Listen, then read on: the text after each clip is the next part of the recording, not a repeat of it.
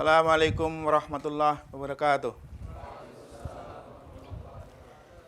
Innal hamdalillah nahmaduhu wa nasta'inuhu wa nastaghfiruh wa na'udzu billahi min syururi anfusina wa min sayyiati a'malina.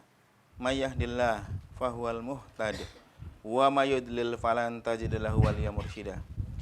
Asyhadu an la ilaha illallah wahdahu la syarikalah wa asyhadu anna Muhammadan abduhu wa rasuluh arsalahu bil huda wa dinil haq liyudhhirahu 'alad dini kullih wa kafa billahi syahida. Amma ba'd. A'udzu billahi minasyaitonir rajim. Bismillahirrahmanirrahim. Ya ayyuhalladzina amanu taqullaha haqqa tuqatih wa la tamutunna illa wa antum muslimun.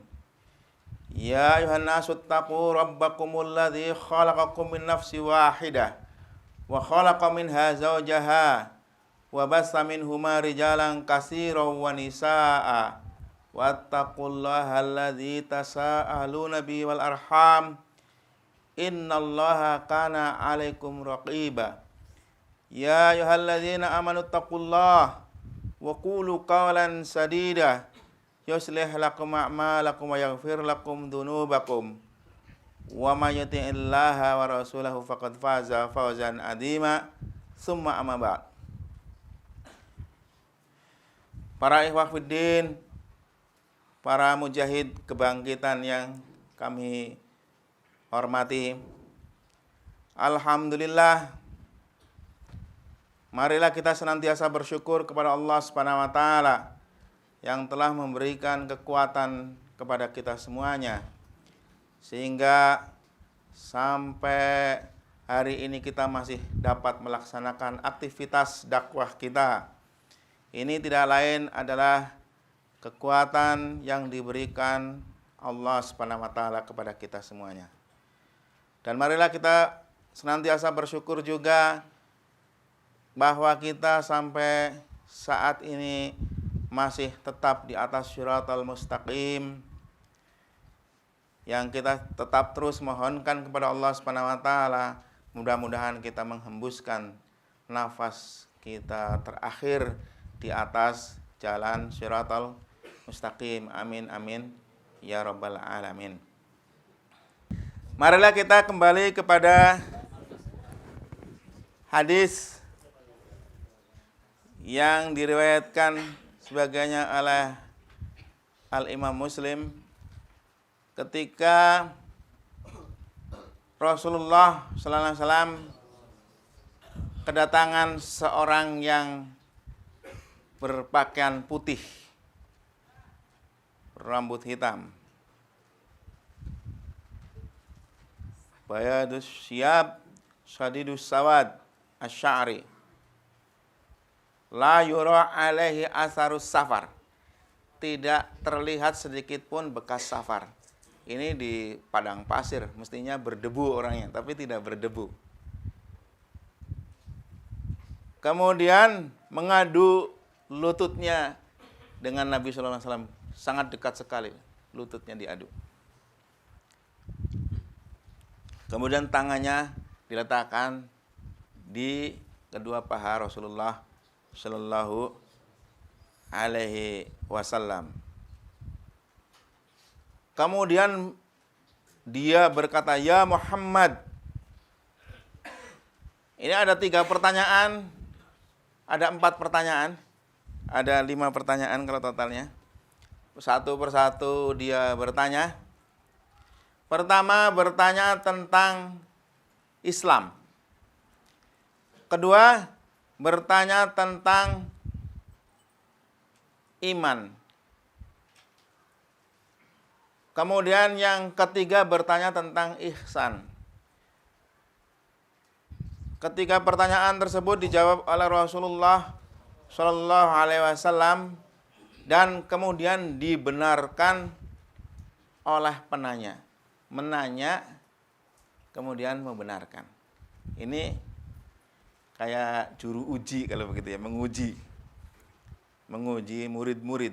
Tapi dia datang dari tempat jauh mestinya menanya sesuatu yang tidak diketahui.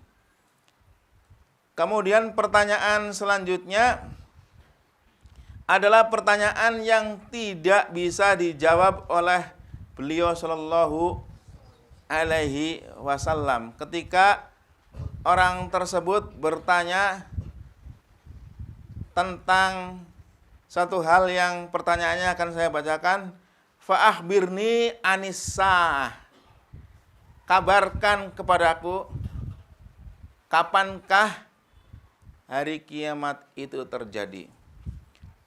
Kemudian jawab Rasulullah sallallahu alaihi wasallam, mal mas'ul anha bi'a'lam minas sa'il. Orang yang ditanya tidak lebih mengetahui dari yang menanya. Yang menanya pun juga mestinya mau tahu. Tapi yang ditanya tidak lebih tahu daripada yang menanya. Kemudian pertanyaan dilanjutkan kepada fa'akhbirni an amaratiha, kabarkan kepadaku tentang tanda-tandanya. Barulah dijawab. Di sini ada dua tanda tentang hari kiamat yang dikabarkan oleh Rasulullah SAW dalam hadis Jibril. Ini hadis Jibril karena terkenal sekali, yang datang memang Jibril alaihissalam sehingga terkenal sebagai hadis Jibril. Bahwa tanda-tanda di sini adalah tanda-tanda sebagian, tidak semuanya. Dan ini pun termasuk bukan tanda yang sangat dekat sekali. Dikatakan ini sebagai tanda yang kecil. Tanda-tanda bukan tanda-tanda yang besar. Karena ketika tanda-tanda besar itu disebutkan, ini sudah dekat. Nah, untuk membedakan mana tanda-tanda besar dan mana tanda-tanda kecil, para ulama memberikan suatu gambaran bahwa tanda-tanda kecil ini adalah tanda-tanda sebelum datangnya tanda-tanda besar. Gampang banget ya. Tanda-tanda kecil sebagian sudah terjadi, sedang terjadi, dan akan terjadi hingga muncul tanda-tanda besar. Tanda-tanda kecil sifatnya biasa kita lihat dan kita tidak takjub dengan pertanda tersebut. Sedangkan tanda-tanda besar sifatnya luar biasa. Seperti misalkan matahari terbit dari sebelah barat. Ini luar biasa sekali. Orang kaget sekali. Biasanya dari timur, sekarang dari barat.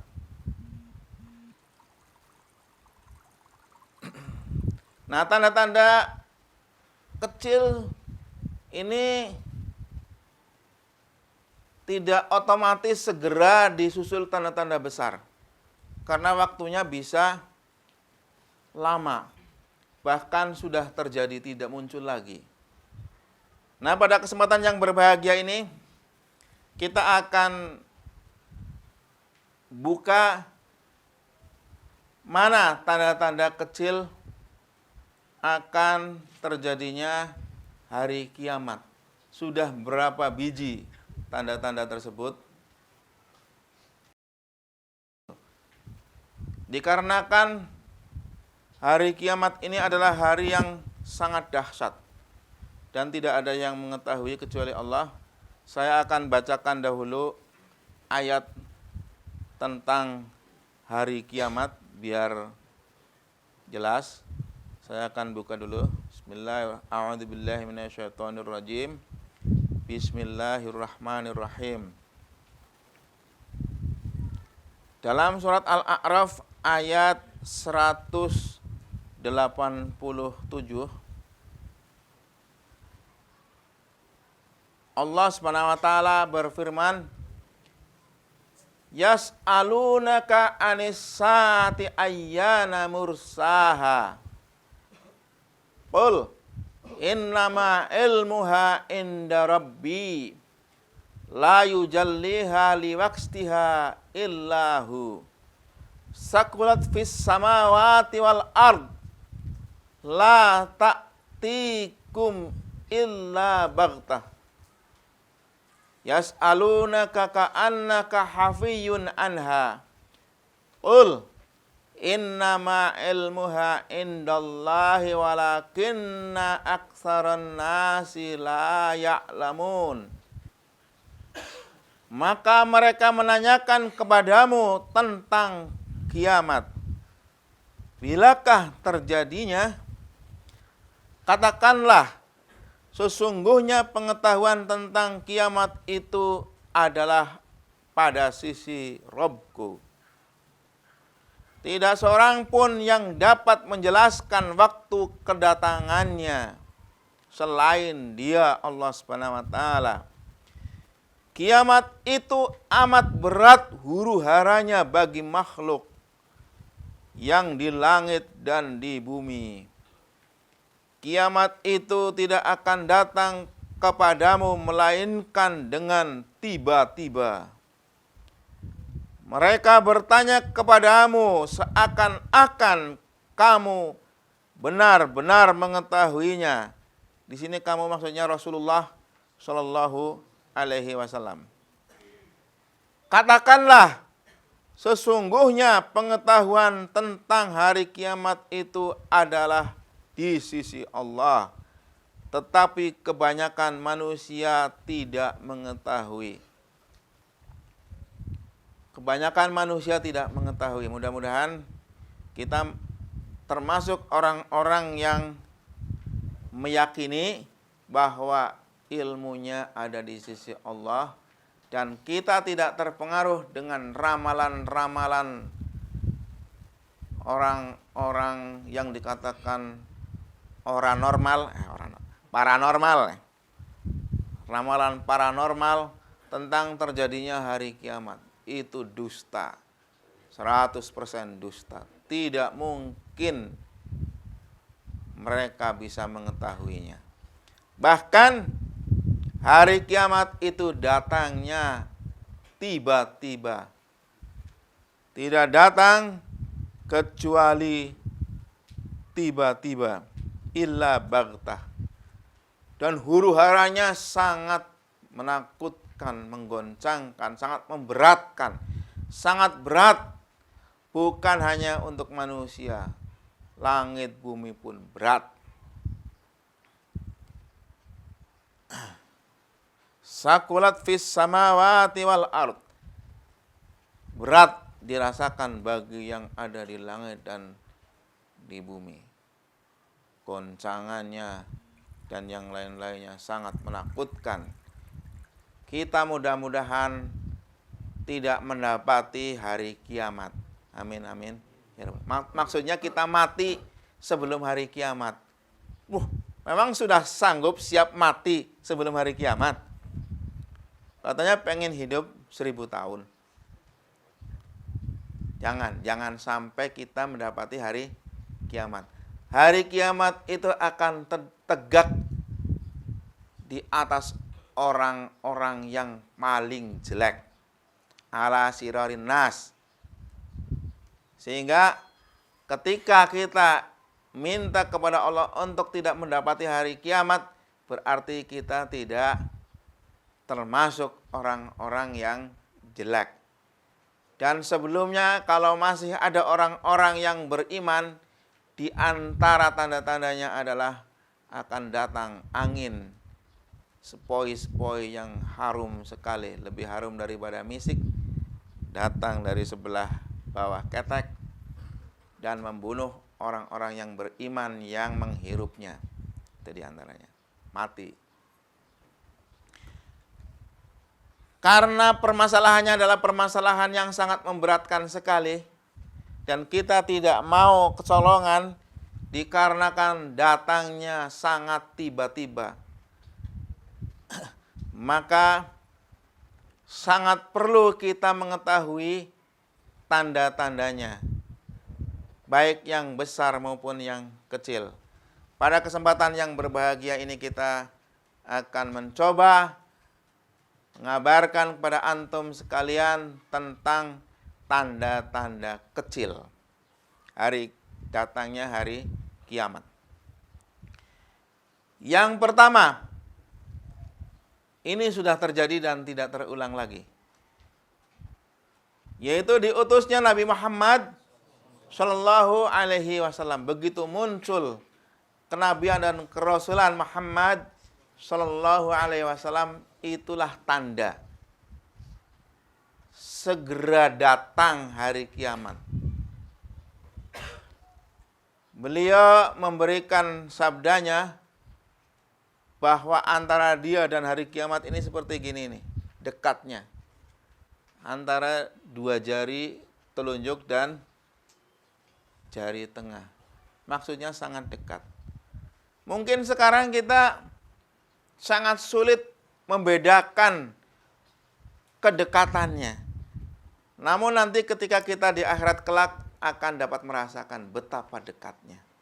Melihat ke belakang, kehidupan kita berapa lama. Bahkan kita dikatakan lam yalbasu illa asyiyatan duhaha. Satu waktu duha saja kehidupan kita. Sangat pendek sekali. Makanya orang-orang yang berpikir waras, yang fitrahnya lurus, bukan orang gila. Kalau fitrahnya tidak selamat, itu namanya fitrah yang gila. Akan mengetahui dan akan mengambil hakikat yang sebenarnya. Dia pasti akan mengejar kehidupan yang abadi. Kehidupan yang abadi dengan penuh kenikmatan. Bukan kehidupan sebentar walaupun glamor. Tidak ada artinya apa-apa ketika dibandingkan dengan kehidupan abadi yang tidak terbatas. Sebagaimana di dalam hadis diriwayatkan bahwa akan didatangkan seorang yang paling mulia, paling jaya di dunia, namun sebagai penduduk neraka. Diuji coba di alam akhirat nanti. Dicelupkan, satu celupan ke neraka. Celup gitu. Terus ditanya, wahai hamba Allah, pernahkah Anda merasakan kebahagiaan? Tidak, wahai Allah. Tidak sama sekali. Tidak pernah merasakan walau sedikit pun. Padahal dia biasa makan ikan bakar, makan sate, jalan-jalan dengan Miss Universe. Wah, nggak ada artinya semuanya. Artis-artis cantik hilang semuanya dari ingatannya. Sate kambing, sate rebing, sate apa, hilang semuanya. Nggak ada artinya. Baju-baju indah, istana-istana megah, hilang. Hanya dicoba satu celupan saja. Seolah-olah tidak terjadi apa-apa. Tidak pernah ada kenikmatan walaupun sedikit. Ini menunjukkan betapa dahsyatnya hari nanti kelak, di akhirat kelak. Didatangkan orang yang paling sengsara di dunia. Mungkin makan sesuap berdua. Atau makan sehari, tidak makan sehari. Itu pun utang dulu. Atau kasbon dulu. Potong gaji. Gajinya nggak cukup 1 bulan ini. Baru tanggal 10 habis kasbon. Kasbonnya habis, potong gaji depan dipotong lagi. Jadi dipotong di atas potongan. Potongan di atas potongan. Menderita sekali. Akhirnya dicelupkan ke jannah. Karena dia penduduk jannah. Ini manusia paling menderita. Dicelupkan. Celup. Satu celupan saja. Wahai hamba Allah. Pernahkah Anda merasakan kepahitan, kegetiran, kesedihan? Tidak, wahai Allah. Sama sekali tidak pernah. Itu maknanya. Saya artikan secara maknanya saja, saya nggak bawakan lafadznya. Menunjukkan betapa hanya satu celupan saja hilang semua kesedihan masa-masa yang lalu. Jadi dengan adanya tanda-tanda ini, mudah-mudahan kita akan introspeksi dan mengejar masa keabadian. Pertama tadi diutusnya Rasulullah SAW sudah tidak akan terulang lagi. Dan itu pasti akan datang terus, merayap waktu. Yang kedua, saya ambilkan yang paling fenomenal saja. Biar apa? Sangat terkesan. Penggembala menjadi kaya. Ini diantaranya di hadis tadi yang Jibril alaihissalam bertanya kepada Rasulullah SAW. Seorang penggembala, terjemahannya seorang penggembala yang tidak pakai alas kaki nyeker, tidak pakai baju bleaching. Bleaching. Bahasa Jawa ya bleaching, ke bahasa Sunda apa? Tidak. Polos ya. Tetapi berlomba-lomba membuat bangunan yang menjulang. Penggembala di BHS aja baru tingkat 1 pada gitu. Yang tingkat 2 hanya berapa orang. Tapi bukan penggembala. Penggembala anak-anak yang tingkat 2 itu rumahnya. Bagian pendidikan. Ini belum kelihatan kelihatannya.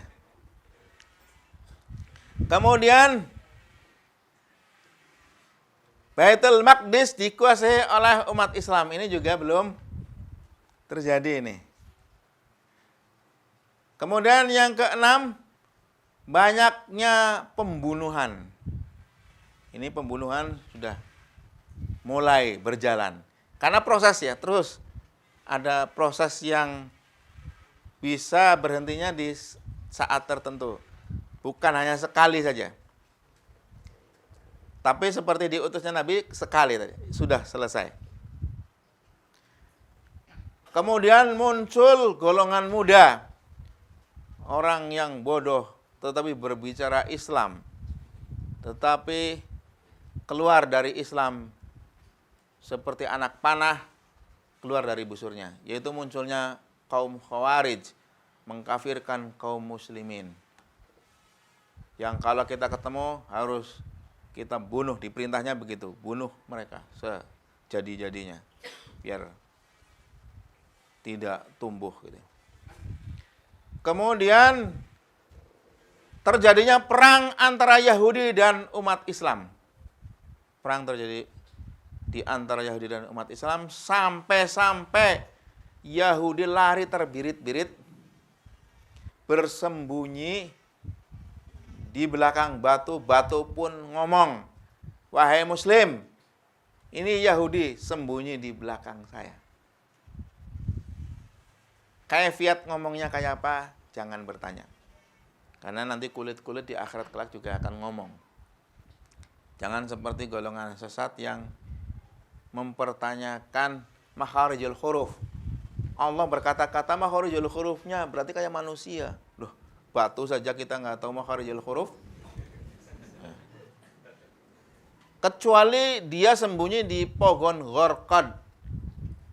Katanya orang-orang Yahudi sudah mulai menanam pohon Ghorqad di Timur Tengah. Pohonnya kayak apa? Saya belum tahu persis gitu ya. Tapi mungkin dipastikan di Indonesia nggak ada kelihatannya pohon korkot. Akan ketahuan terus. Kejar sampai habis Yahudi nanti. Kemudian ciri yang selanjutnya, banyaknya perzinahan. Ini juga sudah berjalan. Perzinahan di mana-mana. Antum nongkrong saja di kantor KUA. Kasus-kasus perceraian itu banyak perselingkuhan. Apalagi dengan adanya orang-orang sesat Syiah masuk ke Indonesia atau orang-orang Indonesia yang terpengaruh faham Syiah. Di Iran saja tempat prostitusi hanya ditaruh tukang akad saja. Jadi legal karena mut'ah. Jadi tidak ada pelacuran. Adanya peribadatan kalau di sana. Jahat memang. Tetapi kenyataannya mut'ahnya nggak perlu pakai akad, hanya kesepakatan jadi. Ayo mut'ah, ayo masuk kamar. Berapa kali? Berapa hari? Sehari 5.000? 1.000 aja. 500 nggak apa-apa dah. Nah.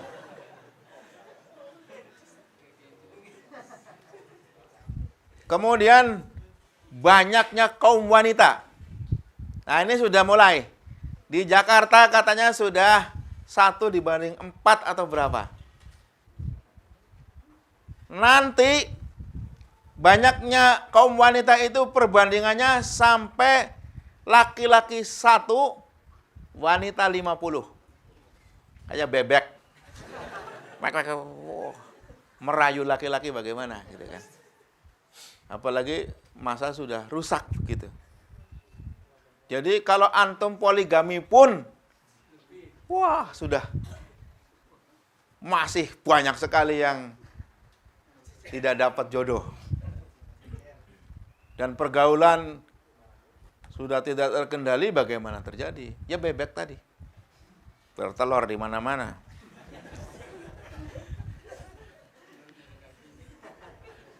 Kemudian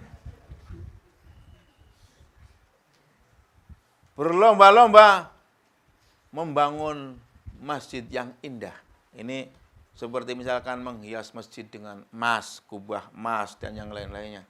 Sedangkan kalau dikiloin untuk disumbangkan ke fakir miskin di sekitarnya, mungkin lebih bermanfaat. Karena tidak dituntut masjid itu harus seperti itu, gitu ya. Kemudian yang di antara yang terdahsyatnya adalah Timur Tengah akan menjadi hijau. Jadi rumput akan tumbuh di sana. Pohon-pohonan.